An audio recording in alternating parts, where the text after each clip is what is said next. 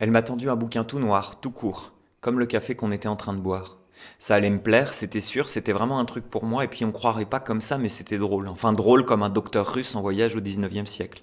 Pas hilarant, mais drôle, tu vois, un peu ton genre.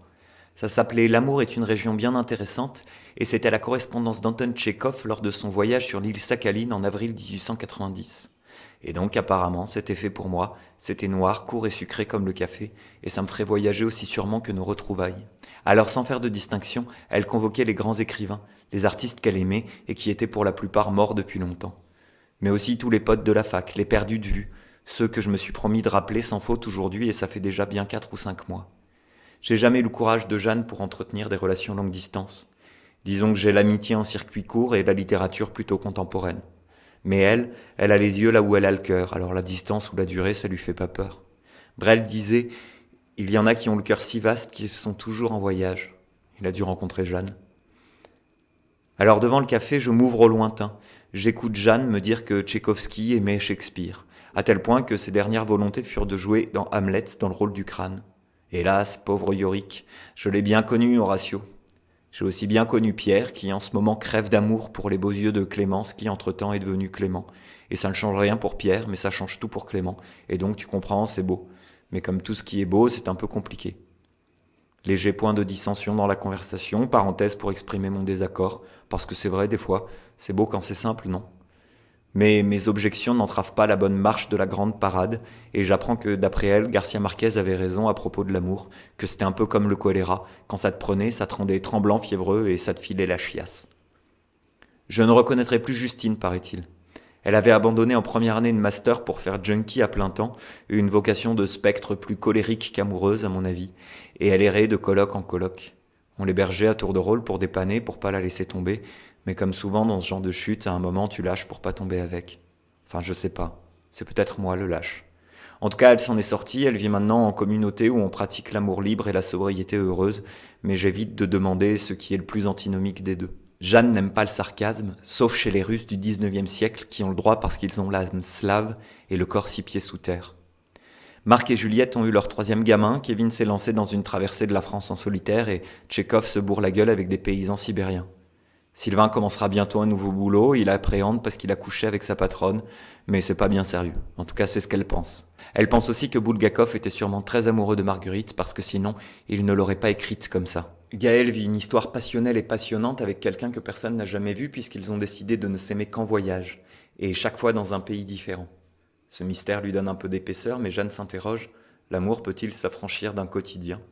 Et moi je tangue, je me laisse bercer par ces noms, ces dates, ces nouvelles plus ou moins anciennes, quand soudain je remarque une main posée sur l'épaule de Jeanne. Une main qui n'appartient ni à Tchekhov ni à un autre pote du lycée. Elle appartient à un grand type brun, avec un sourire qui ferait pâlir une pub de dentifrice. Puis le sourire embrasse Jeanne et me tend son autre main que je saisis un peu machinalement. Et je me rends compte que si Jeanne me raconte toutes les histoires du monde, je ne sais finalement rien de la sienne. J'imaginais que Jeanne vivait entre le silence des bibliothèques et le fracas des routes, un œil sur une page et l'autre sur l'horizon, et je ne peux m'empêcher de m'étonner que le premier sourire venu puisse poser la main sur son épaule. J'apprends que le sourire a un prénom fort banal et inintéressant, je m'empresse donc de l'oublier. Mais la convenance me pousse à leur demander les circonstances de leur rencontre, et là, c'est drôle, je vais rire. Ils se sont rencontrés en se heurtant dans la rue parce que chacun était tête baissée en train de lire en marchant, alors forcément ça fait des sujets de conversation. Ils lisaient tous les noms de Saramango et elle le Siddhartha de Hermann Hesse. Ils s'étaient heurtés, avaient souri de la situation, avaient échangé 3 mots qui étaient vite devenus 1800 pages. Ils avaient défendu leurs bouquins respectifs avec force et véhémence, et finalement c'est comme ça qu'une histoire commence.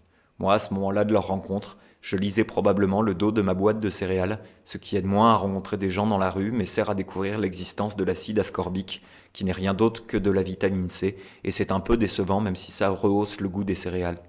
C'est bien pour ça que je ne lis pas tellement. Le sourire au prénom banal ne sait probablement pas ce qu'est l'acide ascorbique, mais il en connaît un rayon lui aussi sur Tchekhov, sur Shakespeare, et Louis, qui arrivait toujours en retard en cours, mais qui maintenant travaille pour le Bureau international des poids et mesures, à l'entretien de l'horloge atomique, ce qui est drôlement pratique quand on veut avoir l'heure. D'ailleurs, en parlant d'heure, je veux probablement pas tarder, je voudrais pas vous déranger.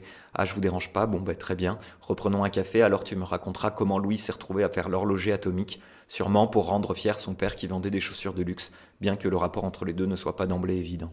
Et j'éprouve une joie secrète quand Jeanne, elle, le serveur, entre deux phrases sur l'utilisation du paragraphe chez Flaubert, qui était son sujet de thèse, parce qu'il y a de quoi écrire des thèses sur l'utilisation du paragraphe chez Flaubert. Et je me demande si j'avais moi aussi fait une thèse sur le sarcasme russe du 19e siècle, par exemple. Est-ce que ça aurait changé quelque chose?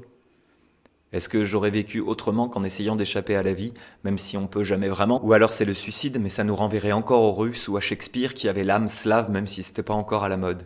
Il y a que les Russes pour écrire des trucs où l'on préfère la vengeance du père à l'amour d'Ophélie. Et sûr que ça fait des grandes tragédies, mais au fond, c'est comme l'acide ascorbique, Hamlet, rien d'autre que de la vitamine C. Le sourire crispé a des gestes de tendresse et ça m'agace un peu. Je ne suis pas jaloux, non, pas comme Elliot, tu te rappelles, qui avait alpagué l'officiel de son amante de l'époque pour lui casser la gueule, un jour qu'il était en proie avec le monstre aux yeux verts, et qui a fini par faire sa vie avec lui, avec l'officiel, pas avec la jalousie. Comme quoi, il y a encore parfois des sources d'étonnement, et heureusement sinon on finirait tous par devenir russes. Non, je ne suis pas jaloux, mais je n'aime pas qu'on me malmène l'espoir en public, c'est humain, non? Il est pourtant sympa ce sourire. Il essaye même de s'intéresser. Alors quand il me demande poliment « Et toi, qu'est-ce que tu fais en ce moment ?» Je m'extirpe doucement de l'agréable torpeur, je chasse de ma tête la litanie de tous ces noms, et je m'entends répondre qu'en ce moment j'essaye d'écrire un livre. « Toi, un livre ?» répond Jeanne. « Oui, moi un livre. Après tout, il y a de quoi faire, et je suis complètement d'accord avec Tchekhov. C'est vrai que l'amour est une région bien intéressante.